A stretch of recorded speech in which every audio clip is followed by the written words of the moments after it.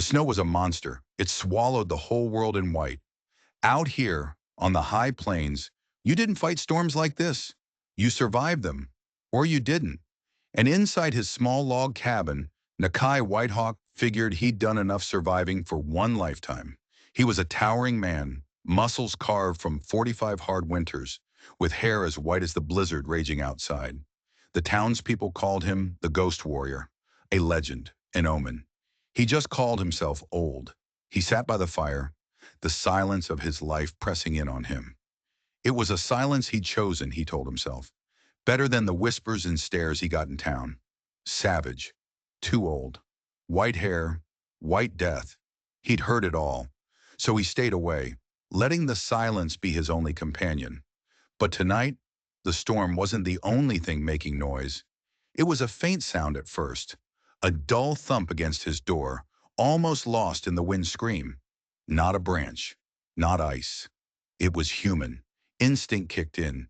His hand went to the knife strapped to his hip, a gesture as natural as breathing. He moved to the door, every sense on high alert. Another thump, weaker this time. A body collapsing, he threw the door open. A wall of freezing snow and wind hit him in the chest. And there, half buried in a drift at his feet, was a woman. She was young, maybe 20. Her dress was soaked through, her auburn hair a wild mess against the snow. Her lips were blue with cold, and she was curled into a tight ball, clutching something to her chest.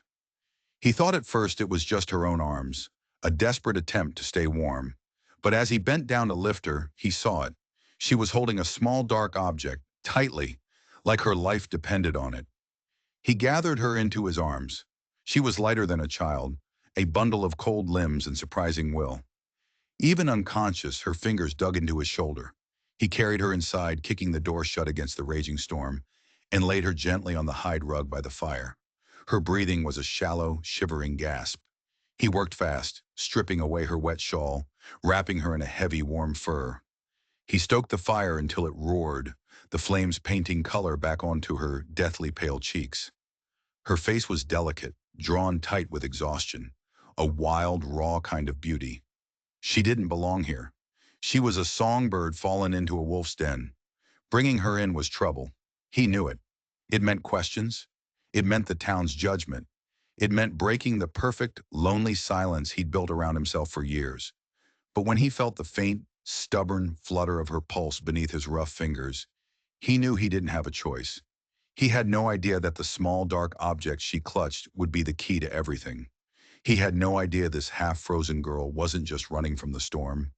She was running from a man, and she'd brought that man's war right to his doorstep. He spent the night watching over her. He sat by the fire, his knife resting on his thigh, his eyes on the door. He was a sentinel, a guardian against the storm and whatever darkness had driven her into it. Hours passed. He managed to get some warm broth between her lips when she stirred. She'd wake for a moment, her eyes pale as a winter sky, confused and searching.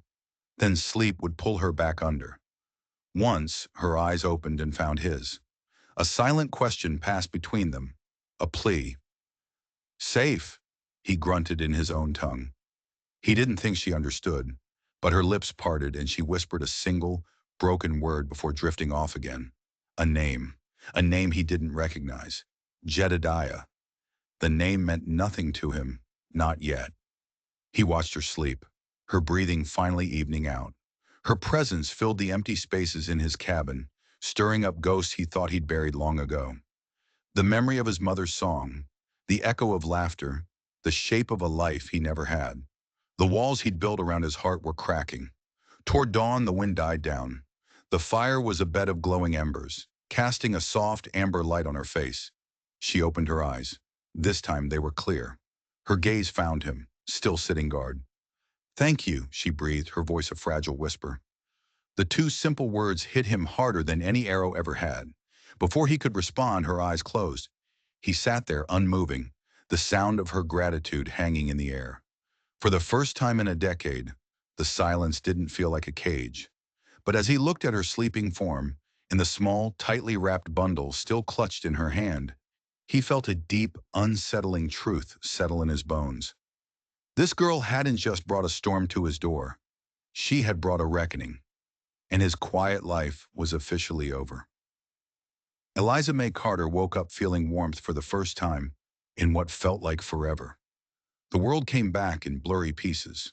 The crackle of a fire, the smell of wood smoke, the heavy, comforting weight of a fur blanket, and him.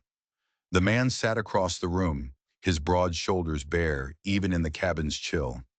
His long white hair shone like spun silver in the firelight. He held a knife in his hand, not like a weapon, but like an extension of himself. She was terrified, and she was grateful. She was alive. She tried to speak, but only a dry rasp came out. His eyes snapped open. They were dark, sharp, and seemed to see right through her. Without a word, he stood, filled a clay cup with warm broth, and brought it to her lips. She drank greedily, the warmth spreading through her body. "Easy," he murmured. His voice was like stones rolling downhill. Rough, but not unkind. When she was done, she met his gaze. The silence between them was thick with questions. "Where am I?" she finally managed to ask. "My cabin," he said. Just that. The memories came rushing back in a painful flood. Jedediah Boone, his cruel smile, his grasping hands, the ultimatum he'd given her, his bed or the blizzard. She'd chosen the blizzard. She'd thought it would be a quicker, cleaner end. Yet here she was, saved by a stranger, an old stranger. Scars crisscrossed his chest like a map of old wars. His face was lined with more years than she could count. "You saved me," she whispered. He just grunted, turning his gaze to the fire. "Storm found you. I brought you in." He was a man who didn't want thanks. He didn't want conversation. He wanted his silence back, but she couldn't give it to him. Not yet. "What's your name?" she asked. "Nakai Whitehawk." She repeated it softly. "Eliza May." He gave a slight, almost imperceptible nod. He didn't ask where she came from. He didn't ask who she was running from. His face was a mask of stone. "Why do you live out here?" she asked, her curiosity getting the better of her. "All alone?" His eyes, dark and ancient, lifted to meet hers. It was a long time before he spoke. "Because the world said I should." The words were heavy with a history she couldn't begin to understand. "I'm too old for the things that keep men in towns," he continued, his voice low. "Too old for a woman's company. Too old for love." The finality in his voice struck her. He believed it. He'd wrapped his solitude around himself like a shroud. And something inside her, something fierce and stubborn that had survived Jedediah Boone and a blizzard, refused to accept it. "I don't think age is what kills love," she said, her voice barely a whisper. His head snapped up. He stared at her, truly stared at her, for the first time. It was like she'd spoken a forbidden language. The air crackled between them. Her cheeks burned, but she held his gaze. He was the one who looked away. He turned and busied himself with the fire, his silence a wall slammed down between them. But she had seen it. For a flicker of a second, behind the stone mask, she'd seen a flicker of something else. Something broken. Something that wanted to believe her. As the day wore on, she realized he wasn't just ignoring her. He was watching her, protecting her. When she drifted off to sleep, she'd wake to find him sitting by the door, his knife across his lap, a silent guardian. He was keeping watch. For her, the realization was a punch to the gut. This man, this stranger who claimed to be too old for anything, was shielding her with his very presence. That night, as the fire burned low, the words spilled out of her before she could stop them. "I think," she whispered into the quiet room, "I was meant to find you." His whole body went rigid. He turned his head slowly, his eyes narrowing, as if he couldn't believe what he just heard. And that's when she saw it again. The bundle. It had fallen from her grasp while she slept and now lay on the floor beside her. It was a small leather pouch, tied shut with a strip of rawhide. Before she could say another word, he was across the room. He didn't look at her. His eyes were locked on the pouch. He knelt, his big, scarred hand reaching out, not to touch her, but to point at the small bundle. "Where?" he said, his voice a low growl that sent a shiver down her spine. "Did you get that?" The pouch looked harmless. small, made of worn leather, tied with a simple knot. But the way Nakai looked at it, you'd think it was a venomous snake coiled on his floor. Eliza's heart hammered against her ribs. "It was my mother's," she stammered. "She gave it to me before she passed." He didn't seem to hear her. He reached out, his fingers tracing a faint symbol tooled into the leather. A single stylized hawk feather. His breath hitched. "This mark," he said, his voice rough with an emotion she couldn't place. "I carved it, a lifetime ago." The air in the cabin suddenly felt thin, hard to breathe. The storm outside howled, but it was nothing compared to the storm in his eyes. He looked up from the pouch, his gaze finally meeting hers, and it was like looking at a ghost. "Your mother," he said, the words barely audible. "What was her name?" "Liana," Eliza whispered. "Liana Carter." Nakai flinched as if she'd struck him. He staggered back, one hand bracing against the log wall. The stone mask was gone. In its place was a landscape of pure, raw pain, a grief so old and so deep it seemed to physically weigh him down. The man who called himself too old for love, who had walled himself away from the world, was staring at the daughter of the woman he had once loved. The woman he had lost. And the silence he had cherished for so long was shattered by the echo of a name. "Liana," he breathed. And in that moment, Eliza understood. She hadn't stumbled upon a stranger's cabin by chance. She hadn't just been running from Jedediah. She had been running home, to the only family she had left, a father she never knew she had. The revelation hung between them, fragile and terrifying. Nakai looked at her, and for the first time, he wasn't seeing a stranger. He was seeing a ghost. He was seeing the eyes of the woman he'd lost, staring back at him from the face of a daughter he never knew existed. He backed away, shaking his head. "No," he muttered, "it can't be." "It's true," Eliza said, her voice trembling as she pushed herself up. "My mother. She spoke of a warrior with white hair, a man she loved, but couldn't be with. She said he was driven away." Driven away by who? The question hung in the air. Nakai's face hardened, the old pain twisting into fresh anger. He looked from her to the leather pouch on the floor. "Jedediah Boone," he spat, the name tasting like poison. "You said that name in your sleep. What does he have to do with this?" He he runs the town now," Eliza said. "His father Elias died last spring. Jedediah wants what his father had. He wants everything, including me." She clutched the fur blanket tighter. "He said I owed him a debt." "A debt for what?" Nakai's voice was sharp as his knife. "For my mother's land. The plot by the river. After she died, Elias Boone claimed it was his. He said she owed him money. He let me stay on, working in his house to pay it off, but it was never enough.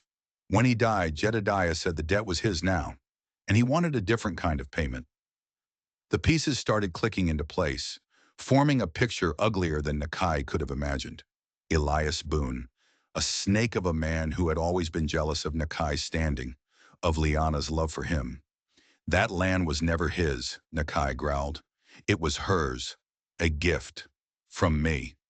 He strode across the cabin and snatched the leather pouch from the floor. His fingers, surprisingly nimble for their size, worked at the rawhide knot. It came free, and he tipped the contents into his palm. It wasn't gold. It wasn't jewels. It was a single folded piece of parchment, a deed, signed and sealed, gifting the plot of land by the river from Nakai Whitehawk to Liana Carter, and below it another folded paper, a letter, written in Liana's elegant hand. He didn't need to read it. He knew what it would say.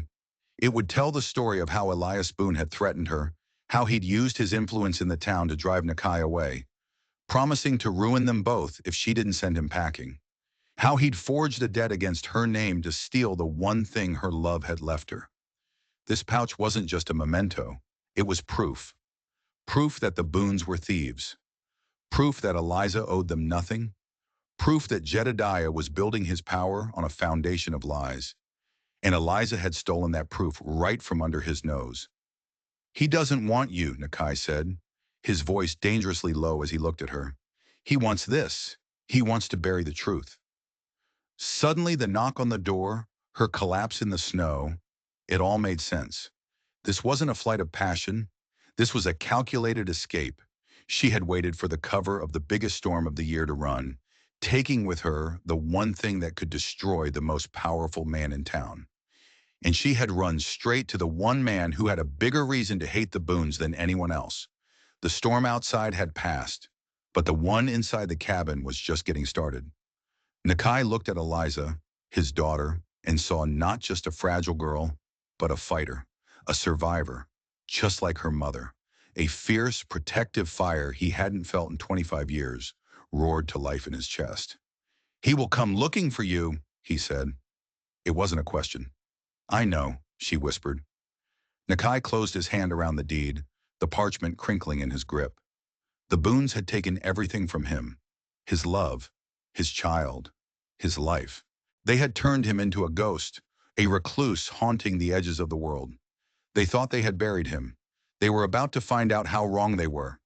"Let him come," Nakai said, and for the first time in a very long time, his eyes didn't look old. They looked like the eyes of the ghost warrior, and they were burning for a fight. The next morning, the world was silent and sparkling.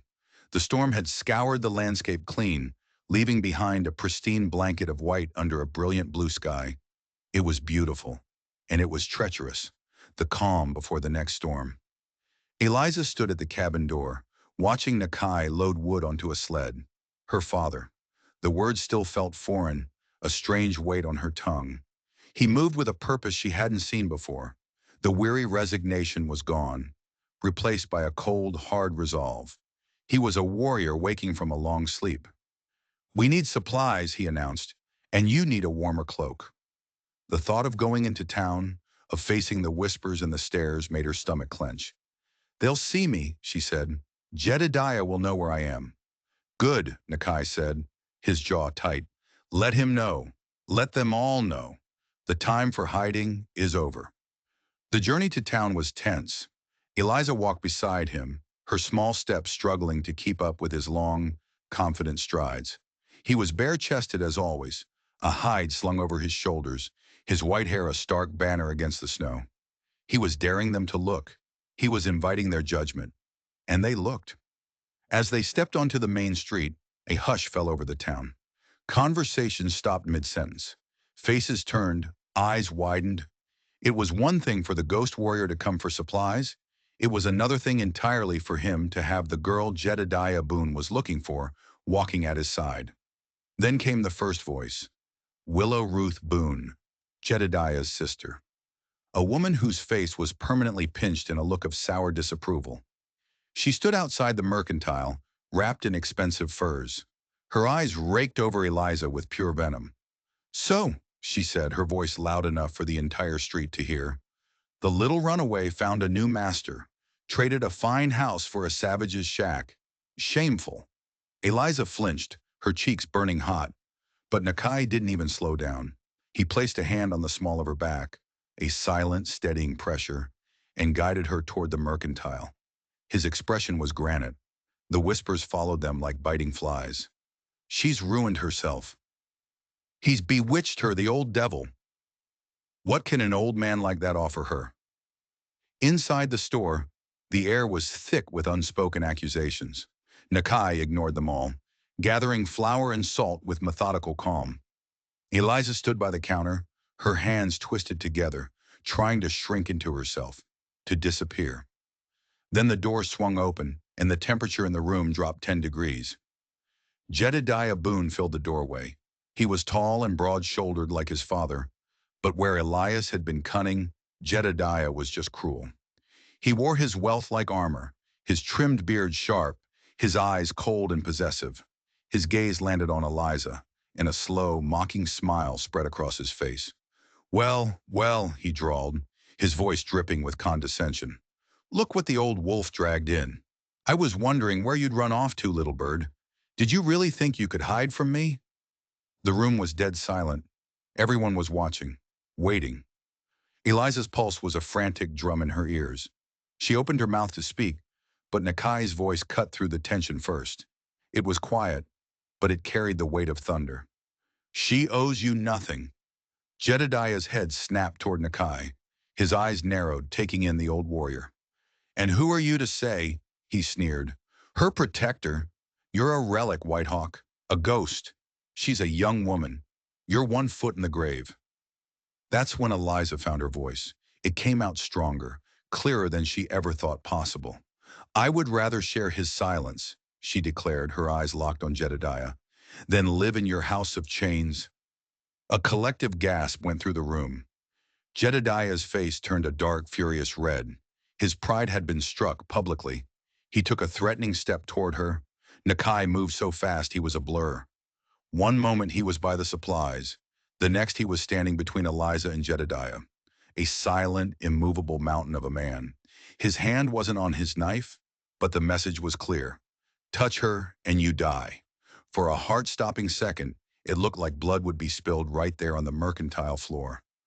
Jedediah's hand twitched, as if reaching for a weapon he didn't have. But he was a bully, not a fool. He knew Nakai's reputation. He spat on the floorboards. This isn't over, he snarled, his eyes promising retribution. He spun on his heel and stormed out, his heavy boots pounding a furious rhythm.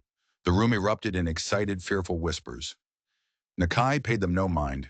He calmly paid for his supplies, then turned to Eliza and offered her his arm. A formal, gentlemanly gesture that was so out of place it was almost comical, but it was also a statement. She is with me. She is protected. Hesitantly, she took his arm. The contact sent a jolt through her. Together, they walked out of the store and into the cold sunlight, leaving the town and its venomous gossip behind them. The walk back to the cabin was silent, but it was a different kind of silence.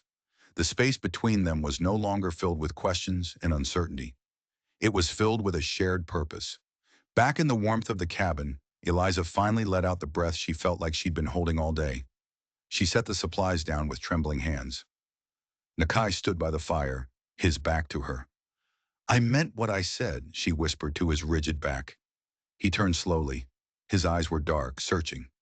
You don't know the war you just started. Yes, I do, she insisted, stepping closer.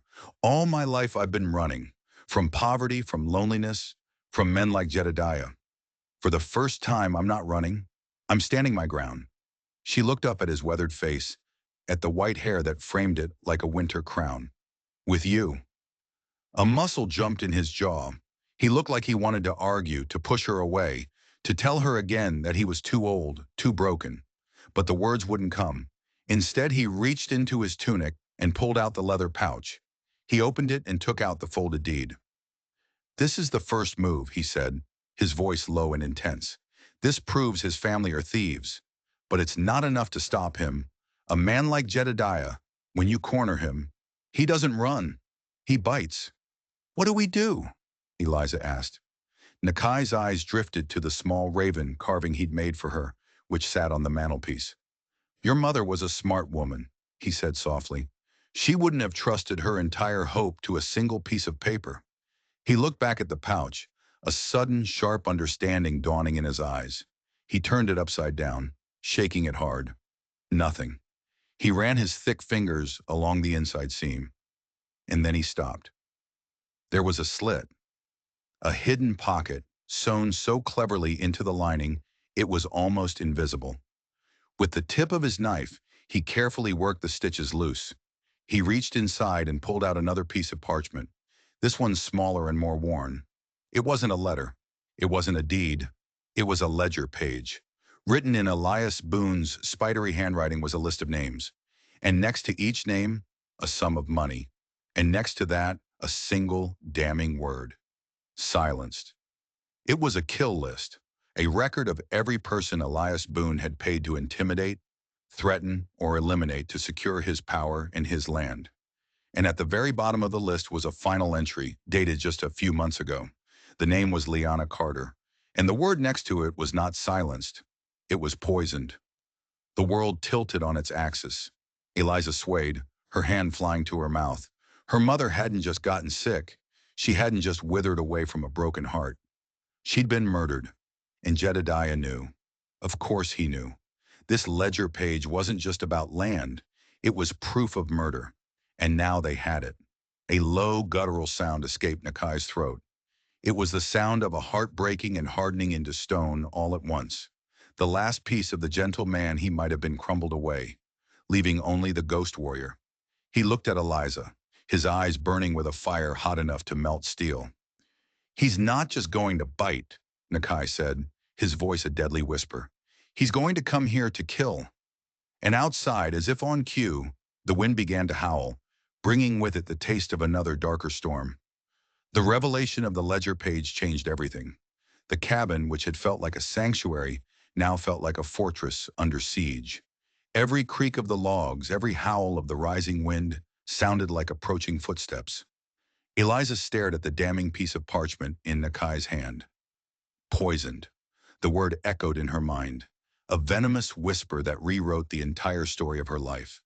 The grief she felt for her mother was now mingled with a cold, terrifying rage. He killed her, she breathed, the words tasting like ash. All this time I thought she just gave up. Nakai's hand, calloused and scarred, came to rest on her shoulder. The touch was firm, grounding.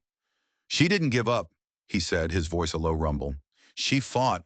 She hid this, Eliza. She left it for you. This was her weapon. Now it's ours. The ours settled deep in her chest, a strange and powerful comfort. She wasn't alone in this. They spent the next hours in a tense, focused silence. Nakai moved about the cabin with the deadly grace of a predator.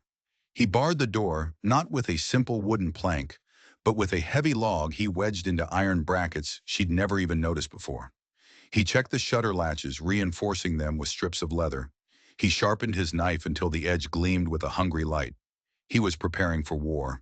Eliza did her part. She melted snow for water, prepared what little food they had, and tore strips of cloth for bandages, her hands moving mechanically while her mind raced. She kept glancing at Nakai, at this man who was her father, this warrior. She saw the pain etched into the lines of his face, a grief that had been simmering for 25 years, now brought to a boil. "Why didn't you ever come back for her?" she asked quietly, the question that had been haunting her since she learned the truth. Nakai stopped sharpening his blade. He stared into the fire, his profile hard and unforgiving in the flickering light. "She sent me away," he said, his voice raw. "She came to me, tears in her eyes, and told me to go. She said the town would never accept us, that they would hurt us both. She made me believe it was her choice." He slammed his fist down on the wooden table, making the clay cups jump. "I was a fool. I believed her because it was easier than fighting the whole world for her. It was Elias Boone all along. He threatened her. He forced her to push me away." The guilt he carried was a palpable thing, a weight that had bowed his shoulders for decades. "She did it to protect you," Eliza whispered. "And I failed to protect her," he finished, his voice breaking on the last word. He stood up, pacing the small space like a caged wolf. "I will not fail you." The storm hit just after nightfall. It came on fast and brutal, a shrieking wall of wind and snow that seemed determined to tear the little cabin from its foundations. The timbers groaned in protest. The wind screamed through the cracks, a chorus of ghostly voices. And then came a different sound, a loud splintering crack as something heavy slammed against the door. Eliza gasped, her heart leaping into her throat. Nakai was already moving. He grabbed his knife and flattened himself against the wall beside the door, his eyes fixed on the straining wood. "Stay by the fire," he commanded, his voice deadly calm. Another slam, harder this time. The iron brackets groaned. Jedediah's voice roared from outside, somehow cutting through the gale. "White Hawk, I know you're in there, and I know what you have. Give me the girl and the paper, and I might let you die in your sleep, old man." Terror, cold and sharp, pierced through Eliza. This was it. He was here. "He brought men," Nakai said, his ear pressed near a crack in the wall. "I hear at least 2 others." The door shuddered again under a coordinated blow. A crack appeared near the top. "They have a ram," Nakai noted, his voice devoid of any fear. He was calculating, assessing. Eliza couldn't just stand there. She grabbed the heavy iron poker from the hearth, its weight clumsy but reassuring in her hands. Nakai glanced at her, and for a second a flicker of something, pride, fear, crossed his face. He gave a sharp single nod. Crack! A huge splinter of wood flew inward, landing just feet from her. The door was failing. When it breaks, Nakai said, his voice low and urgent, they will come for you first. Get behind the table. Use it as a shield. The door exploded inward. It didn't just open. It disintegrated, blasted into a shower of wooden shards by the force of the log ram. Two figures, bundled in heavy coats against the storm, stumbled in, rifles raised. Behind them, framed in the doorway against the swirling chaos of the blizzard, stood Jedediah Boone. His face was a mask of triumphant fury. There you are, little bird, he snarled, his eyes locking on Eliza. Time to come home. The first man lunged for her. He never made it. Nakai moved from the shadows like a phantom. He was a blur of motion, silent and lethal. His knife flashed once, a silver arc in the firelight. The man grunted, a look of shocked surprise on his face, and crumpled to the floor. The second man, stunned, tried to bring his rifle around. He was too slow. Nakai was already on him, disarming him with a brutal efficiency that spoke of countless battles. A sickening crunch echoed through the cabin as Nakai slammed the man's head against the log wall. He slid down, unconscious. It had taken less than 5 seconds. Now it was just Jedediah. He stood in the ruined doorway, his initial shock turning to rage. He dropped the ram and pulled a large pistol from his coat. The firelight glinted on the long, steel barrel. You old fool! Jedediah screamed, his voice cracking with fury. You should have stayed a ghost. He aimed the pistol, not at Nakai, but straight at Eliza. Nakai froze. He was 10 feet away, a knife against a gun. He knew he couldn't close the distance in time. Give me the ledger page, White Hawk, Jedediah hissed, his finger tightening on the trigger. Or she dies right now, and her death will be on your hands, just like her mother's. The taunt was meant to break him, to throw him off balance. It did the opposite. In that split second, as Jedediah's eyes were locked on him, Nakai saw Eliza move. She wasn't cowering behind the table. She was holding the iron poker, her knuckles white. Their eyes met across the room. A lifetime of unspoken understanding passed between them. A father and a daughter, finally united in a fight for their lives. Nakai gave the slightest of nods. The ledger won't save you, Boone, Nakai said, his voice a low growl, drawing Jedediah's full attention. It will only prove to the world what you are. It was the distraction she needed. With a desperate, raw cry, Eliza lunged, not at Jedediah, but at the lantern hanging just inside the doorway, the one he'd brought with him. She swung the heavy poker with all her might. The iron connected with glass and tin. The lantern exploded, showering the entryway with burning oil. Flames erupted instantly, igniting the dry wood of the doorframe, Jedediah's heavy coat, and the snow-dusted floor. Jedediah screamed, a high-pitched sound of shock and pain as fire licked up his arm. He staggered back, slapping at the flames, his aim forgotten. That was the only opening Nakai needed. He didn't charge. He flowed. He moved across the cabin floor with a speed that defied his age, a vengeful spirit of winter. He slammed into Jedediah, driving him backward, out of the burning cabin and into the heart of the raging blizzard. The two men disappeared into the swirling wall of white. Eliza scrambled to her feet, her heart pounding. The front of the cabin was an inferno.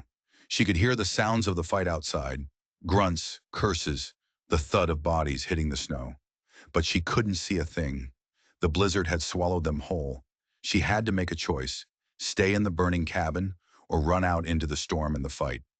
She grabbed the heavy fur blanket from her bed, scooped up the fallen ledger page from the floor, and plunged out into the white chaos. The cold was a physical blow. The wind tore the breath from her lungs. She couldn't see more than 3 feet in front of her. Nakai! She screamed, her voice snatched away by the gale. Father! A shape emerged from the blizzard, a man stumbling, covered in snow. It was Jedediah. His face was wild, his coat still smoldering. There was a long, bloody gash on his cheek. He saw her, and his eyes lit up with a crazed, desperate hatred. You, he seethed, this is all your fault. He lunged for her. She stumbled back, falling into a deep snowdrift. He was on top of her in an instant, his hands closing around her throat. His weight pinned her down, the snow cold on her back. Black spots danced in her vision. "Give me the ledger," he choked out, his face inches from hers, his breath hot and foul. Through the roaring in her ears, she heard another sound, a low, guttural roar of pure rage. Jedediah was ripped off her. Nakai stood over him, a primal figure of vengeance against the storm. He was bleeding from a cut on his shoulder, his bare chest slick with snow and blood, but his eyes were blazing. He looked like a god of winter. He didn't have his knife. He must have lost it in the struggle. It didn't matter. He raised his fists. Jedediah, scrambling to his feet, tried to run. Nakai caught him, spun him around, and delivered a single brutal punch to his jaw. The crack of bone was audible even over the wind.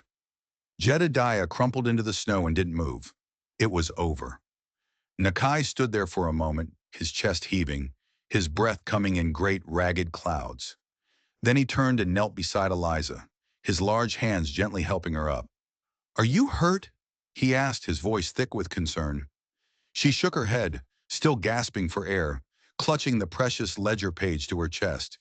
She looked from the unconscious form of Jedediah to the burning ruin of their cabin, then back to the blood-streaked face of her father. They had won. They had survived. But their home was gone. They were standing in the middle of a deadly blizzard, with two unconscious bodies at their feet and a powerful enemy's empire to dismantle. Nakai followed her gaze to the fire. "It is just wood," he said, his voice soft. "We can build again." He wrapped the heavy fur blanket around her shoulders, pulling her into an embrace that was fierce and protective. He was no longer a ghost. He was real. He was her father, and he was here. As the snow swirled around them, two survivors in a world of white, Eliza knew he was right. They would build again, together. The storm hadn't been an ending. It was a beginning. The storm broke with the dawn. The world it left behind was shattered and remade. The burned-out skeleton of the cabin smoked against a backdrop of impossibly clean, white snow. It looked like a fresh wound on the face of the earth. They had tied Jedediah and his surviving man securely, leaving them in a snowbank where the cold would keep them docile until help arrived. Now, in the pale morning light, Nakai stood looking at the ruins. Eliza came to stand beside him, the fur blanket clutched tight. "What now?" she asked, her voice small in the vast silence. Nakai didn't look at the cabin. He looked toward the town, a thin curl of smoke on the horizon. "Now," he said, his voice resonating with a certainty that calmed her soul, "we bring them the truth." They walked into town not as outcasts, but as heralds. Nakai carried one of the ruffian's rifles slung over his shoulder, a clear sign that the balance of power had shifted. Eliza walked at his side, no longer a frightened girl, but a woman who had faced down her demons and won. They didn't stop at the mercantile. They walked straight to the center of town, where the sheriff's office stood. And they weren't alone. Word of the fire and the fight had spread like wildfire. People emerged from their homes, their faces a mixture of fear, curiosity, and awe. Willow Ruth Boone was the first to confront them, her face a thundercloud of rage. "What have you done to my brother?" she shrieked, trying to block their path. Nakai didn't even break his stride. He simply held up the ledger page. "Ask your brother," he said, his voice booming across the silent town square. "Ask him about this." He handed the page not to the sheriff, but to the town's elderly blacksmith, a man known for his honesty and his hatred of the Boones. The blacksmith's eyes scanned the page. A low whistle escaped his lips. He looked up, his eyes wide with shock, and read the names aloud. He read the sums of money, and then he read the final damning words. Liana Carter. Poisoned. A wave of murmurs and gasps rippled through the crowd. People looked at each other, the whispers that had once condemned Eliza and Nakai now turning against the family that had ruled them through fear for so long. The sheriff, a weak man, long in Jedediah's pocket, tried to take the page, but the blacksmith held it tight. "This is evidence, Sheriff. Real evidence." At that moment, a sled came into view, carrying the two bound men brought in by a hunter who had stumbled upon them. Jedediah, his face bruised and swollen, glared at the townsfolk with pure hatred. His reign was over. The truth, once revealed, was more powerful than any gun. Justice came swiftly after that. with the ledger page as proof and the testimony of Jedediah's own man, who confessed everything in exchange for a lighter sentence. The Boone Empire crumbled. The lands they had stolen were returned to their rightful owners. The fear they had spread through the town evaporated in the light of truth. Nakai and Eliza didn't stay to watch the fallout. Their work was done. They returned to the mountain, to the smoking ruins of their home. For weeks they worked side by side, felling new logs, squaring them with Nakai's axe, and raising a new cabin from the ashes. The townspeople, no longer shunning them, came with offerings of food, tools, and help. They were rebuilding more than just a home. They were rebuilding a community. One evening, as the last of the sun's rays painted the snow-covered peaks in shades of orange and purple, Eliza stood with Nakai, looking at their new home. It was smaller than the first, but stronger. "I never thought I'd have this," she said softly. "A home, a family." Nakai looked at her, his weathered face softened by a smile. The ghosts in his eyes were finally at peace. He was no longer the ghost warrior, a relic haunted by his past. He was Nakai Whitehawk, a father. He placed the small carved raven in her hand. Its wings were spread, ready for flight.